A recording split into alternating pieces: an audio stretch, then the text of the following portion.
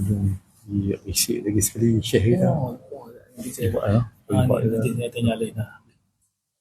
tajuk tak bebas. Ahad dengan Rabu tu lah. Ahad minggu kedua, minggu keempat. Hari Rabu minggu keempat. Okey. Okey. Pilihannya.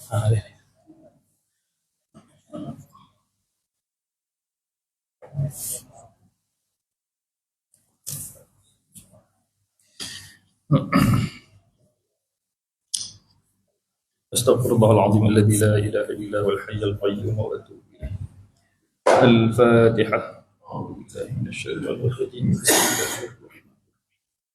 Alhamdulillahi rabbil alamin arrahmanir rahim. Iyyaka na'budu wa iyyaka nasta'in. Ihdinas siratal mustaqim. Siratal ladzina an'amta 'alaihim ghairil maghdubi 'alaihim waladdallin. Bismillahirrahmanirrahim. Assalamualaikum warahmatullahi wabarakatuh. Alhamdulillahi rabbil alamin. Wabihi nasta'inu ala umuri dunya waddin. Wassalatu wassalamu ala ashrafil anbiya'i wal mursalin wa ala alihi wa sahbihi ajma'in. Subhanaka la ilma lana illa ma 'allamtana innaka antal alimul hakim. Rabbi shrah li sadri wa yassir li amri wahlul 'uqdatam min lisani yafqahu qawli. Wala hawla wala quwwata illa billahil 'aliyyil 'azim. Allahumma faqihna fid din wa 'allimna at-ta'wil wahdina siratal mustaqim. Suratal ladzina an'amta 'alaihim minan nabiyyin was-siddiqin wasyuhada'i was-salihin wa hasuna ulaika rafiqa. Allahumma ij'alna minal ladzina yastami'una al-qawla fayattabi'una ahsanah. Allahumma ajirna minan nar. Allahumma amin.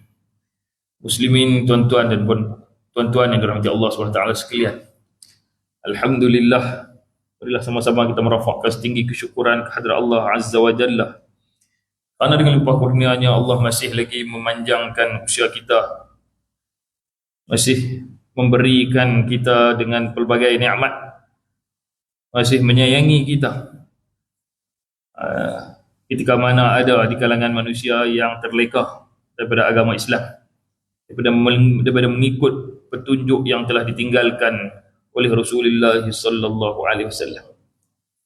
Jadi tuan-tuan, kita kesyukuran itu kita tidak boleh berhenti lah. Sampai bila-bila pun kita kena bersyukur. Allah Ta'ala panjangkan usia kita lagi tuan-tuan, dikala ada di kalangan kita yang lebih muda banyak pada kita meninggal. Kan? 2-3 hari lepas kot ada seorang saya duduk baca dalam Facebook tu, dia meninggal. Doktor. Tak ada pasal apa tuan-tuan, katanya rebah kat rumah. Had sebelum tu dia ambil cuti jaga anak demam, lepas tu dia meninggal. Dia jaga anak demam, tengok dia yang meninggal. Itu pun muda, yang ni doktor muda juga, tapi di sebalik kematian doktor tu tuan-tuan, muda pada saya lah, dia tinggal anak yang kita katakan soleh. Pasal orang terkejut tengok orang mai ziarah, orang mai sembahyang jenazah dia ramai. Kemudian yang jadi imam jenazah dia tu anak dia umur 14 tahun. Kita lah tengok tuan-tuan sejuk. Kita tengok tu Allah bagusnya didikan. Boleh jadi imam sembahyang jenazah atau boleh duduk bagi tazkirah pula di kubur. Jadi apapun yang kita buat, pastikan saham akhirat kita berterusan. Antaranya adalah kita mendidik anak hingga menjadi anak yang soleh. Maka itu adalah salah satu daripada 3 benda yang Nabi habaq. Apabila matinya seorang anak Adam, terputuslah segala amalannya kecuali 3 perkara. Zamat ibnu Adam inqata amaluhu illa min 3, sadaqatin jariyatin aw ilmin yuntafa'u bihi aw waladin salihin yad'u lahu. Jadi 3, sama ada sedekah jariah ataupun ilmu yang dimanfaatkan ataupun anak soleh yang mendoakan bagi dia. Kita pun anak cucu sekali lah.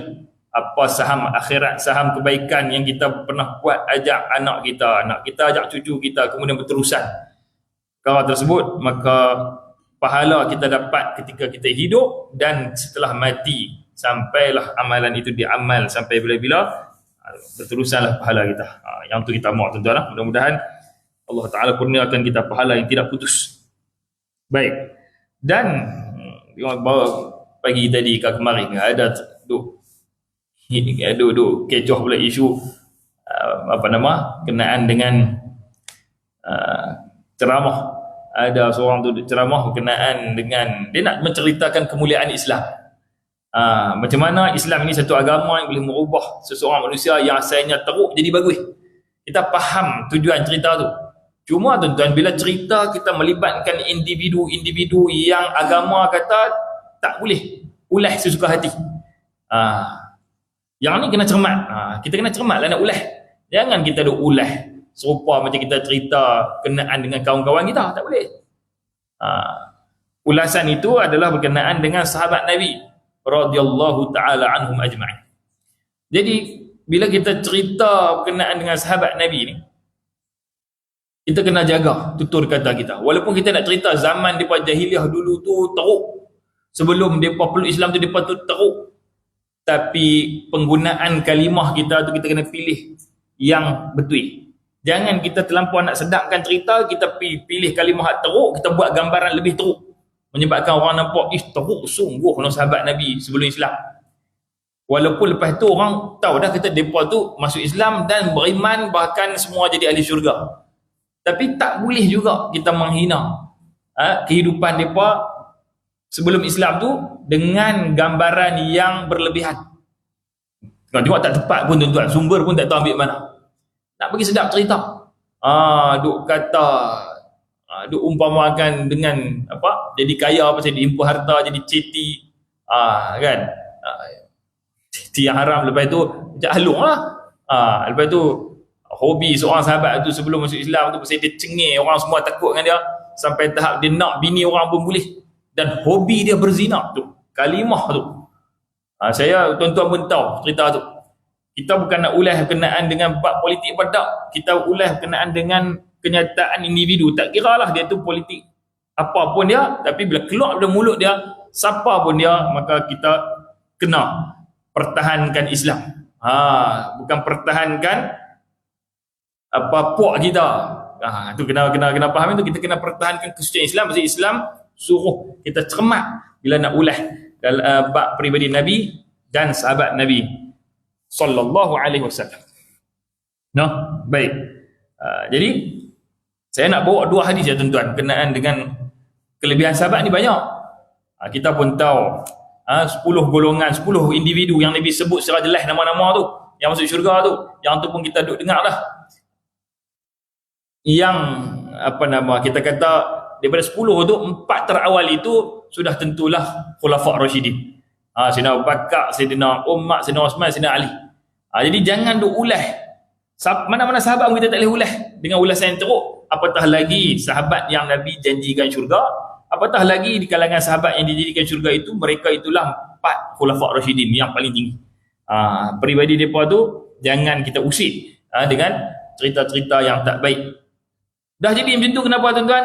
Dia kena buat apa? Orang hak ulah tu wajib bertaubat. Ni orang dah tegur, bila tegur kalau tegur duk menjawab pula, nampak kata payah. Bila kita berada pada tempat tertinggi kedudukan di kalangan masyarakat ataupun di kalangan orang-orang sekeliling kita, orang angkat kita tinggi, kita duduk pada jawatan tinggi, sekali kita buat salah tuan-tuan, nak ghostan balik payah. Kecuali orang-orang tu betul dia beriman dan takut pada Allah Ta'ala, dia berani ghostan. Dia tahu kalau aku tak ghostan balik, tak minta maaf balik, akhirat teruk. Biar tu ya. Biar pi lah. Bahkan kalau kita tarik balik kata-kata kita minta maaf balik, dia bukan menjatuhkan maruah. Bahkan orang lagi nampak kata, uish dia ni bagus sungguh. Dia tak takut dengan pandangan manusia. Bila dia boleh tarik minta maaf balik tu, benda tu sebenarnya bila dia tawaduk, maka Allah Ta'ala akan mengangkat darjat dia. Jadi mudah-mudahan kita kena cermat dalam bab menghurai kehidupan para sahabat ni, kena berhati-hati. Saya dengar tu pun kita jadi nak marah tuan-tuan. Tapi tak apalah, ramai dah duk marah. Kita pun cerita sebagai peringatan. Kita ambil sebagai peringatan supaya jangan ada di kalangan kita yang mencerca sahabat Nabi. Kerana kalau tanpa sahabat tuan-tuan, Islam tak sampai ke kita. Hak tu ya. Pegang hak tu ya. Kerana kalau tanpa kesusahan sahabat bersama dengan Nabi membawa dakwah Islam, kita ni tak Islam. Kita ni tak kenal Allah Ta'ala tu. Kehidupan kita tu sama macam orang-orang yang di barat tu. Hidup mereka duk fikir bangun, cari makan, lepas tu lepas nafsu, lepas tu itulah kitaran sampailah mati. Cari duit sampai mati. Dan kan kita kehidupan yang sebenar tak bermula lagi tuan-tuan. Kehidupan kita lepas kita mati, kita akan bermula kehidupan yang sebenar itu. Baik. Dalam sebuah hadis yang diriwayatkan oleh Abu Sa'id Al-Khudri, yang ni pun salah seorang 10 sahabat yang dijadikan syurga. Nabi SAW bersabda, tuan-tuan, la tasubbu ashabi fawalladhi nafsi biyadih law anfaqa ahadukum mithla uhudin dhahaba ma balagha mudda ahadihim wala nasifahu atau kama qala sallallahu alaihi wasallam. Hadis ni dia ada dua lafaz, tuan-tuan. Nah, yang ni tapi dua-dua tu rawi yang sama, Abu Sa'id Al-Khudri. Yang ni dalam kitab Sunan Abi Dawud. Tapi ada sedikit sahaja perbezaan lafaz tu. Yang ni semua sama. Pasal perawi pun dia pun sama. Jadi apa yang Nabi habaq dekat sahabat Nabi ni? Tuan-tuan, ayat ni sekali dia ada dua maksud. Saya mesti tuan-tuan heran no? Nabi habaq apa? Nabi habaq la tasubbu ashabi. Jangan kamu menghina sahabat aku. Nabi dia hidup dengan siapa, tuan-tuan? Nabi dia hidup dengan para sahabat. Nabi dia hidup dengan para sahabat. Bila Nabi habaq dekat para sahabat, jangan hina sahabat aku. Dia jadi macam pelik sikit. Nabi cakap dengan sahabat, lepas tu Nabi pesan benda jangan hina sahabat aku. Tang ni yang ulama ihtimal depa syarah hadis ni, depa kata ada andaian lah ataupun kebarangkalian dia ada dua lah. Yang pertama, Nabi nak tuju kepada sahabat yang masuk Islam lewat berbanding sahabat yang masuk awal. Sahabat yang masuk awal, biasalah manusia, tuan-tuan. Okey, sahabat memang mulia, masuk syurga semua, tetapi mereka tak terlepas daripada buat dosa. Kok mana pun sahabat buat dosa, mereka bukan maksum. Kita tak maulah sampai mensucikan sahabat sampai mereka tak buat dosa, tu tak betul. Mereka buat dosa, tapi cara kita cerita dosa yang mereka pernah buat itu tak sepatutnya sampai tahap menggambarkan berlebih-lebihan. Dosa tara mana pun sahabat buat, tuan-tuan.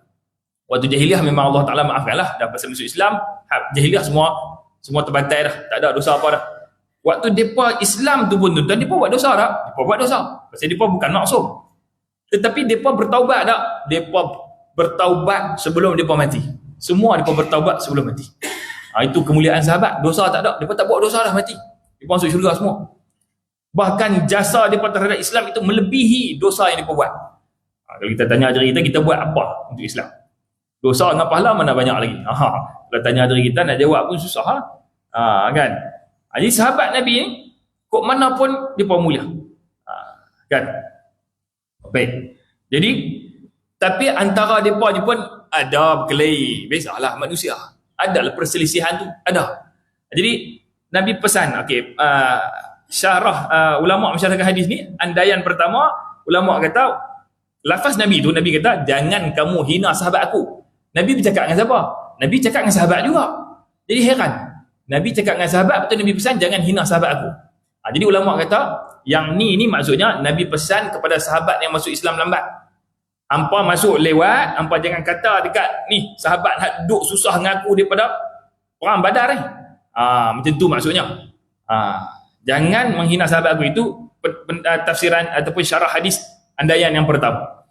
Yang kedua, ulama kata yang ni memang kemungkinan dituju kepada golongan selepas sahabat. Cuma Nabi pesan kat sahabat. Kalau ikut andaiannya, dia berbunyi, Nabi kata apa? Nabi kata balighu man ya'ti, tolong sampaikan kepada orang nak mai lepas hampa ni. Maksudnya Nabi habaq kat sahabat, nanti bila aku tak ada, hampa tolong habaq dekat golongan lepas ni. Maksudnya siapa? Tabi'in. Golongan tabi'in lah. Balighu man ya'ti, sampaikan kepada orang yang nak mai lepas ni. Nabi kata kat sahabat tu, teks yang tak ada dalam hadis tu, andaian dia macam ni. Nabi habaq lepas ni apa tolong sampaikan kepada orang yang nak mai lepas hampa ni ayat ni. Ayat apa? La tasubbu ashabi. Macam tu maksudnya. Hampa habaq kepada orang yang mai lepas hampa ni, Abang kata, aku pesan jangan hina sahabat-sahabat aku. Hampa jangan hina sahabat-sahabat aku. Fawalladhi nafsi biyadih. Nabi bersumpah, demi Tuhan yang mana nyawa aku berada dalam genggamannya. Lau anfaqa ahadukum misla Uhudin zahaba. Sekiranya seseorang daripada kamu menginfakkan emas seumpama gunung Uhud. Lau anfaqa ahadukum misla Uhudin zahaba. Sekiranya seseorang daripada kamu menginfakkan emas sebesar gunung Uhud, ma balagha ahadihim wala ma balagha mudda ahadihim wala nasifahu. Tak akan sama dengan secupak jasa para sahabat ni, ataupun tak sama dengan pahala secupak pahala para sahabat ini, wala nasifahu, bukan takat secupak, setengah cupak pun tak sampai. Secupak, kalau tengok dalam syarah hadis, dia kata macam kafain ni, kita cedok beras dalam dua genggaman ni. Secupak ni kalau kita timbang dalam 650 gram ke 700 gram lah, lebih kurang lah. Lebih pada sekati sikit. Sekati 600 gram ni lebih sikit. Jadi banyak tu tuan-tuan. Nabi kata kalau hampa infakkan emas sebesar Bukit Uhud yang kita ada habaq. Bukit Uhud tu macam apa tuan-tuan? Gunung Jerai. Ada emas penuh sama dengan gunung Jerai. Kita infakkan untuk Islam. Kita infakkan untuk perjuangan Islam. Dapat pahala. Pahala hak kita dapat tu pun tuan-tuan tak akan sama dengan jasa yang menjadikan pahala kepada para sahabat. Secupak pahala para sahabat pun tak sampai, setengah cupak pun kita tak sampai. Tuan, nak habaq kata kemuliaan para sahabat, pengorbanan sahabat tu besar. Nabi bersumpah lagi.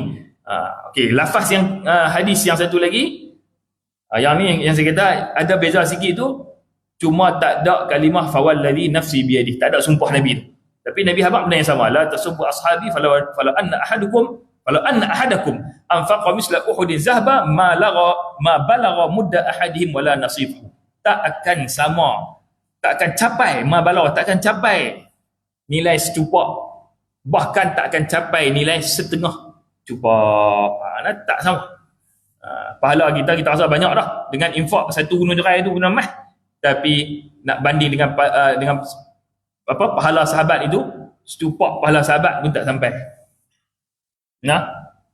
Setengah cupak pahala sahabat pun tak sampai. Baik. Maksudnya perbuatan para sahabat ni, depa infak sikit pun pahala depa berganda-ganda banyak berbanding orang yang bukan sahabat menginfakkan harta. Kita bukan sahabat, kita infaklah banyak mana pun tak sama dengan sahabat walaupun depa infak sikit. Pasal depa berjuang dengan Nabi daripada susah. Itu dua pendapat. Sama ada Nabi tuju kepada sahabat yang lewat masuk Islam, jangan hina sahabat yang awal masuk Islam, ataupun memang Nabi suruh sahabat sampaikan kepada golongan tabi'in dan sebagainya. Tabi'in lah. Lepas Nabi wafat tu, Nabi nak suruh pesanan tu sampaikan kepada golongan selepas sahabat. Baik. Okey, yang tu satu hadis. Kemudian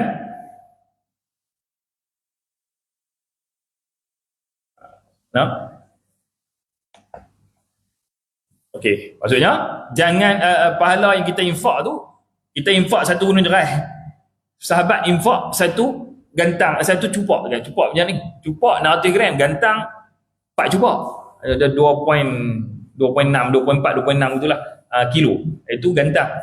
Baik. Jadi contohlah sahabat ada emas secupak, kita ada emas satu gunung Jerai, pahala emas cupak tu lebih mulia pasal sahabat ni infak, lebih mulia daripada pahala satu gunung Jerai, pasal satu gunung Jerai tu kita yang bukan sahabat yang infak.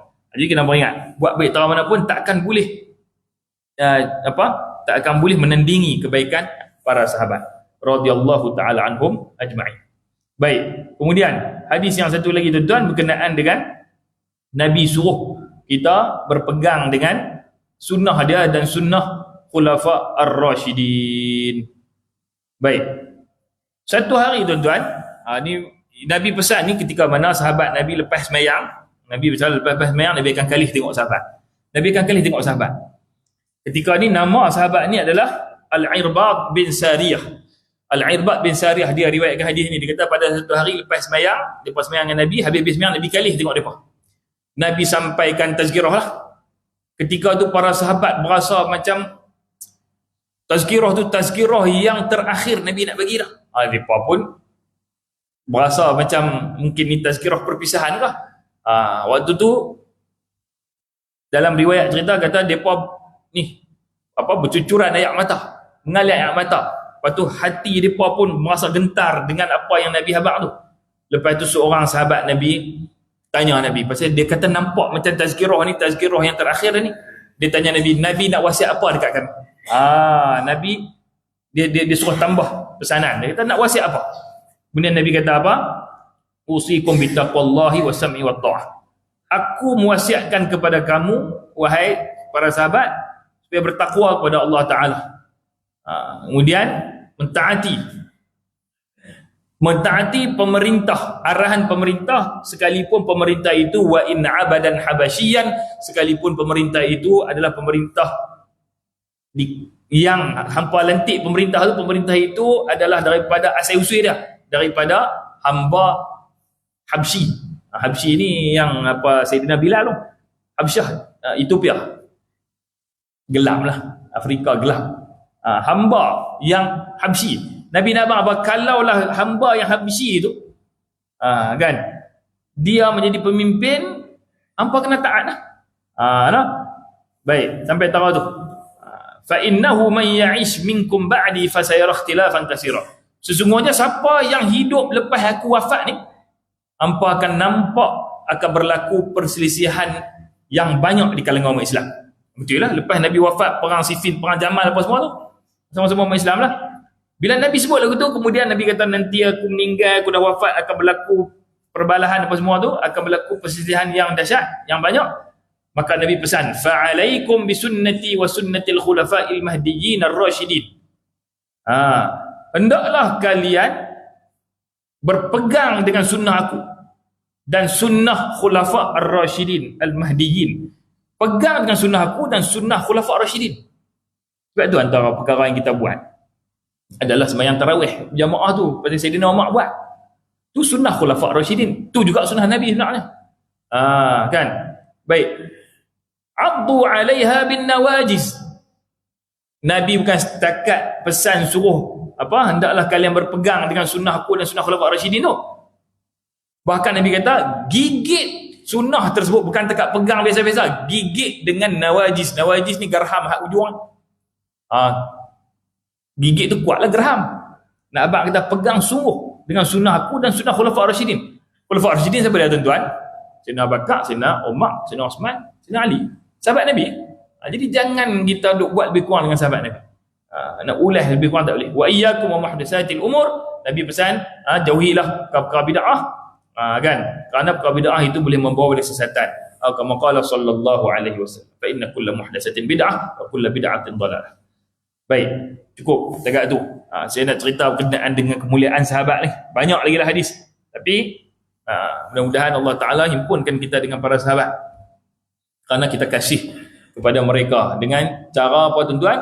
Kita jaga tutur kata kita dalam mengulas berkenaan dengan peribadi mereka. Baik, sambung tuan-tuan kita. Kemudian cerita kita baca dah itu teks hadis tu berkenaan dengan seorang yang dia duk puasa tak ada amalan apa pun tuan-tuan. Dia tak ada amalan apa pun, melainkan perangai yang dia buat adalah dia memberi kemudahan kepada orang yang berjual beli dengan dia. Baik. Jadi tengok yang seterusnya tu, nombor 1 tu syarahan dia. Kelebihan bertolak ansur pada meminta hutang dan menerima bayaran yang terdapat sedikit kekurangan. Wat-tajawuz wat-tajawuz ma'nahuma al-musamahah fil iqtida'i wal istifa'i wa qabuli ma fihi naqsun yasirun. Baik, itu maksudnya. Hak Arab tu diterjemah terus hak atas tu. Atas tu terjemah dia mai hak Melayu dulu baru mai Arab. Hak tu maksud dia. Tajawuz wa tajawuzu makna dia musamahah. Musamahah itu betul ansur fil iqtida pada meminta hutang, wal istifa. Iqtida minta hutang, istifa menerima bayaran.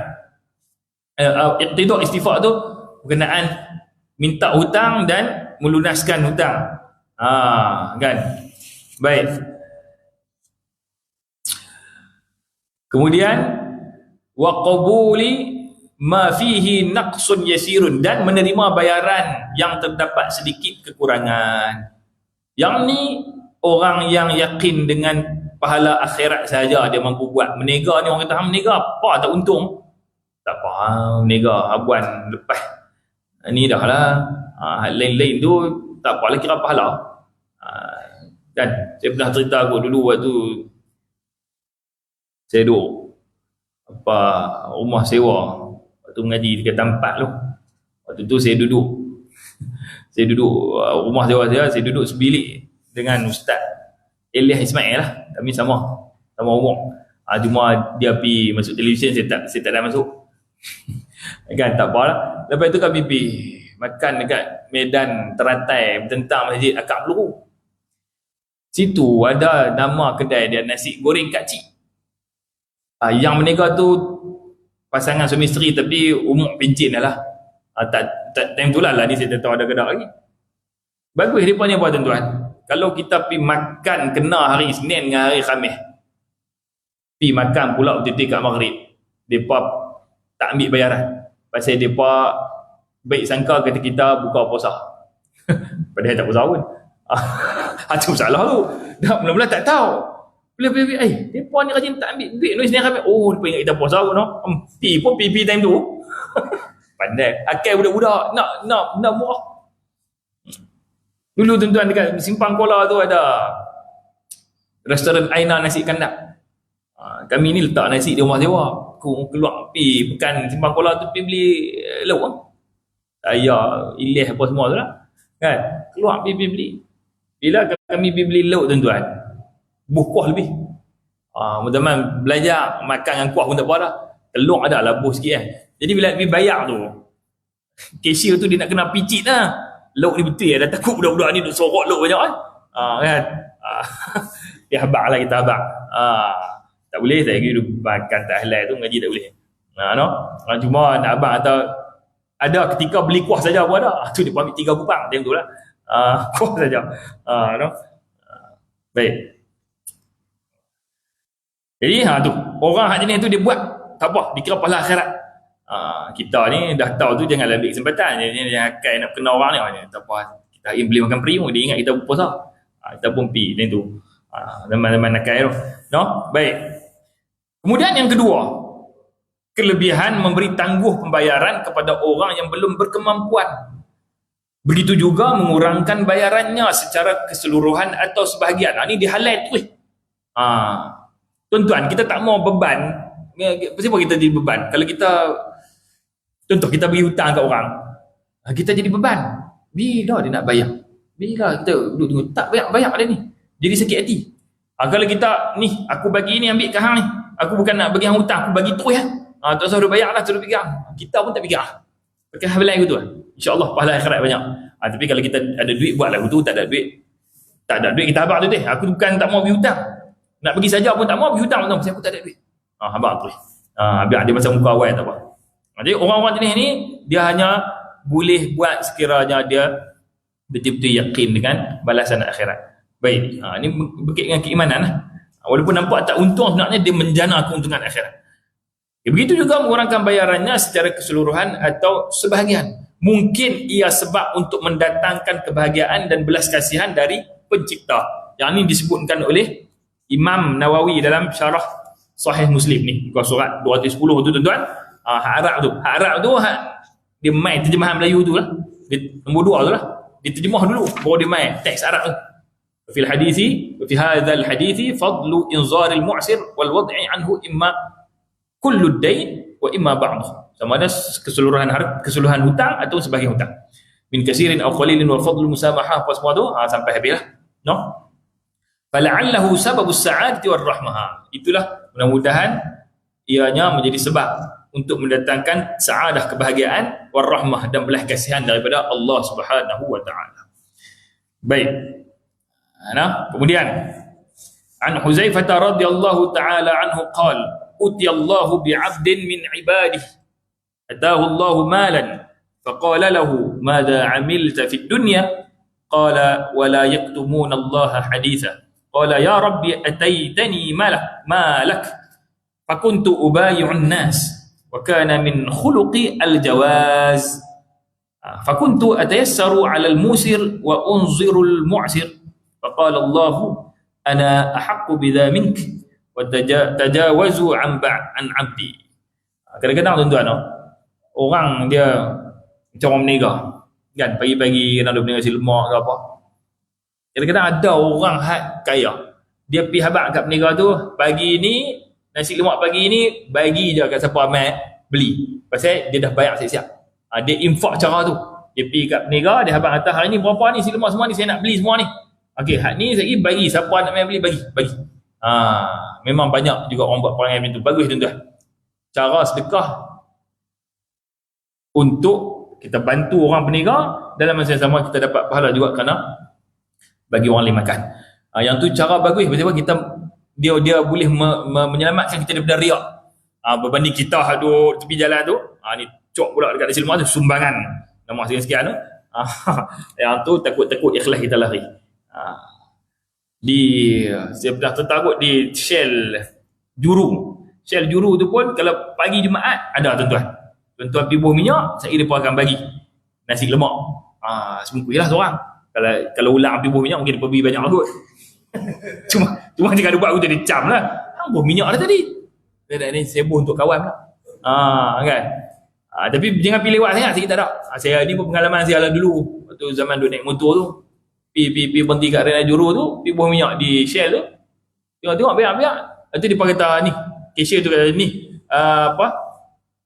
dia kata apa? Bos kan. Dia kata bos belanja.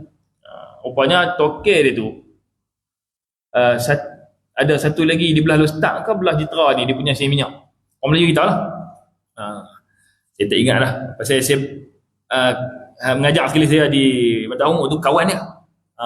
Dia cerita, lepas dia cerita kata saya biasa dapat nasi lemak free tu, dia cerita tu kawan dia punya nasi minyak tu. No? Bila kenal tu lagi boleh free kat sikit kot. Kena buat macam tu tuan-tuan, boleh dapat pahala banyak insya-Allah. Hari Jumaat pula sedekah. Beza dengan satu puak lagi, dia ambil kesempatan buat live nak ambil duit orang.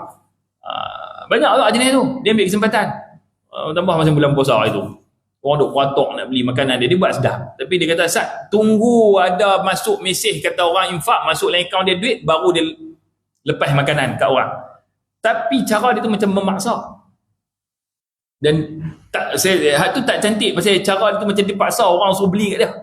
Paksa dia tunggu orang lain infak bagi kat dia, baru dia jual. Itu pun tak tentulah betul ke tak jumlah bayaran tu. Kadang bila buat live tu ramai pula infak, kita tak tahu hak masuk akaun dia seorang boleh tengok. Kan? Beza dengan saya cerita tadi, macam contoh kita pagi-pagi Jumaat kita rasa ada duit lebih sikit, kita tengok berapa ni semua ni, nasi lemak ni, kita bagi terus.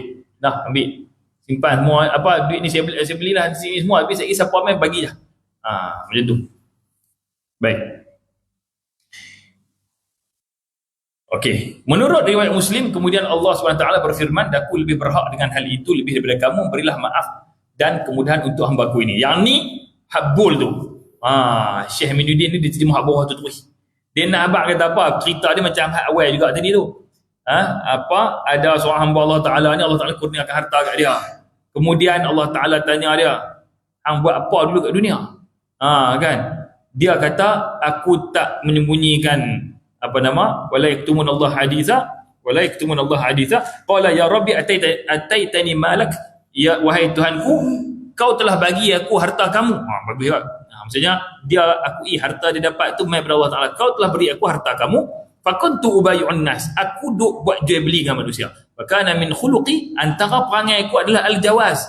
Jawaz tadi lah, dia sentiasa duk permudah urusan, menghalalkan, dia ada tolak ansur, kan? Fakuntu wa tayassaru 'alal musira, itu kita jawab tu. Aku memberi apa dia tadi kata, memberi tangguh pembayaran kepada orang yang belum berkemampuan. Kalau orang yang dah mampu, dia bagi. Kalau orang tak mampu, dia menghalalkan hutang tu sebahagian ataupun kesemuanya. Kalau orang yang mampu, dia bagi bayar secara bertangguh, macam tu. Jadi bila dialog itu berlaku, hamba tu jawab, kata, aku buat dengan harta yang kau bagi kat aku ni, aku buat benda-benda macam ni. Aku guna modal berniaga, kemudian ada orang susah, aku bagi halal. Kalau ada orang senang, aku bagi bayar bertangguh. Jadi Allah Ta'ala berfirman, Allah Ta'ala kata, aku lebih berhak buat macam tu daripada hang.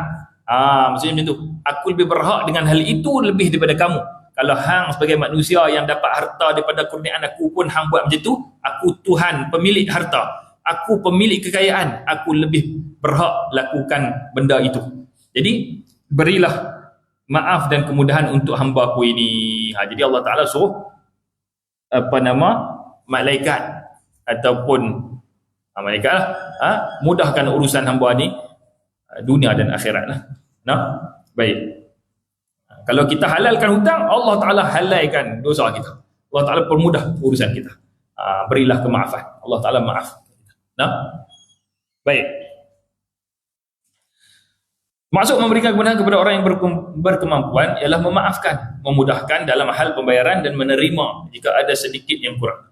Sementara maksud memberikan penangguhan kepada orang yang dalam kesusahan atau tidak mampu ialah orang susah atau miskin dikurangkan nilai pembayaran, sama ada dijadikan percuma halal terus ataupun dipotong sebahagian harga. An Abi Hurairah radhiyallahu ta'ala anhu Nabi sallallahu alaihi wasallam qala kana tajirun yudayidun nas fa idza ra'a mu'siran qala li fityanihi tajawazu anhu la'alla Allah an yatajawaza 'anna fatajawaza Allah anhu. Bagus itu dah. Okey, Nabi kata apa? Hadis dari Abu Hurairah, dia kata ada seorang peniaga yang memberi hutang kepada masyarakat manusia. Jika dia mendapati orang yang berhutang dengan dia itu berada dalam kesulitan atau kesusahan untuk bayar hutang dia balik, dia kata kepada pembantu dia, tajawazu, halal buanglah, bebaskan dia daripada hutang. Lah ni dia tu aku nampak je payah nak bayar balik, halal buanglah hutang yang dihutang aku tu. Dia habaq kat pembantu dia, suruh pembantu dia halalkan hutang tersebut. Pasal apa dia nak tu? Dia nak supaya Allah Ta'ala membebaskan kita daripada dosa-dosa. Kita halal hutang, Allah Ta'ala halal dosa kita. Kita nak tu tuan-tuan. Kita permudah urusan orang di dunia dengan menghalalkan hutang dia, Allah Ta'ala permudah urusan akhirat kita. Maka Allah Subhanahu Ta'ala pun membebaskannya dari dosa-dosa. Okey, habislah tu. Ada satu cerita tuan-tuan, saya nak tutup dengan satu cerita. Cerita ni memang berlaku sungguh. Kita bila kita jual beli tuan-tuan, kita kena buat tawak menawak lah, baguslah. Baik daripada pihak pembeli dan pihak penjual, masing-masing buat nego lah, kan, bincang bagi elok, runding, tengok boleh tak dapat harga yang dua-dua rasa okey. Pembeli pun rasa berbaloi, penjual pun rasa ada untung. Okey. Jadi satu hari tuan-tuan, kawan saya cerita ayah dia ni nak beli barang. Saya tak ingat, saya rasa kasut ke baju tu lah. Dia pergi beli, dia tengok elok. Contoh, harga tu 100 tuan-tuan. Dia letak, bagi RM50 boleh tak? Dia kerak semua. Boleh tak bagi RM50? Ayah dia ni. Dia ada sekali dengan ayah dia. Saya nak RM50 boleh tak? Orang meninggal tu kata, mana boleh RM50, kurang habis separuh ni, tak balik modal. Orang meninggal dia sama tu, tak balik modal. Tak balik modal. Kita pun tak tahu dia awak tak balik modal ni dah. Tinggi lah sikit harga RM53. Pun RM3 contoh kan. Amboi. Lah sikit lagi RM55. RM2 lah. Dia kata teruk kan, bagilah bunyi lebih sikit RM57. Lepas tu dia kata kat peniaga tu,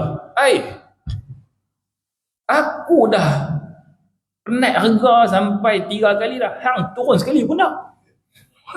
Jambak peniaga tu, hang turun sekali pun tak. Dia kata peniaga tu, amboi, yang dia tak kira, dia kerak RM1.5, dia penat berapa ringgit lah. Benda ni cerita jadi betul tuan-tuan. Tuan-tuan nak tahu tak siapa dia tu? Ayah Ustaz Adi.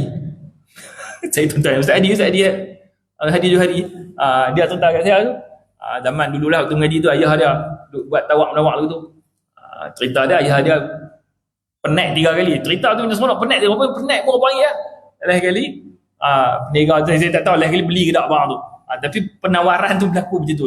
Kita jangan buat betul lah tu tak. Ustaz Adi tahu betul lah, mungkin ayah dia nak melawak kot. Okay, baik. Jadi tuan-tuan, berhenti dekat tu lah tuan-tuan. Nanti kita sambung lagi. Tak banyak lah kenaan dengan amalan seterusnya. Mudah-mudahan Allah Ta'ala memberikan kita taufik dan inayah ni untuk kita sama-sama melakukan benda yang kita tahu ni. Sama-sama beramal dengan ilmu yang kita ada. Rugi kalau kita ada ilmu saya tak beramal. Ya. Segala yang baik itu datang daripada Allah Subhanahu Wa Ta'ala, yang kurang itu datang pada diri saya sendiri. Aqulu qawli hadha wa astaghfirullahal azim li wa lakum. Wassalamualaikum warahmatullahi wabarakatuh. Kita tangguh mengajar kita dengan tasbih kafarah dan suratul asr. Subhanallahi wa bihamdihi, asyhadu an la ilaha illa anta. Bismillahirrahmanirrahim. Wal 'asr innal insana lafi khusr illa alladhina amanu wa 'amilus salihati wa tawassaw bil haqqi wa tawassaw bis sabr. Bismillahirrahmanirrahim. Alhamdulillahi rabbil alamin wassalatu wassalamu ala asyrafil anbiya'i wal mursalin wa ala alihi wa sahbihi ajma'in. Allahumma anfa'na bima 'allamtana wa 'allimna ma yanfa'una wa zidna 'ilma warzuqna fahma. Rabbana atina fid dunya hasanatan wa fil akhirati hasanatan wa qina 'adzaban nar. Wa sallallahu ala sayyidina Muhammadin wa ala alihi wa sahbihi wa baraka wa sallam. Alhamdulillahi rabbil alamin.